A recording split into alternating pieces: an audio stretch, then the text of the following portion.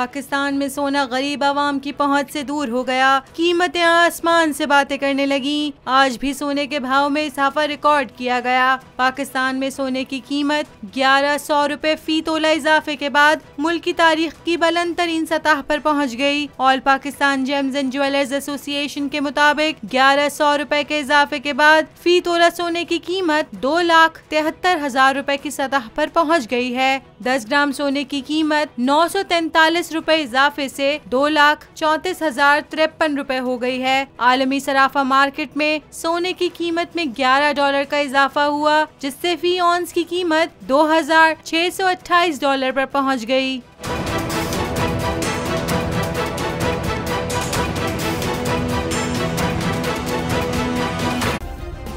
Subscribe करें और bell दबाएं ताकि कोई खबर रह न जाए।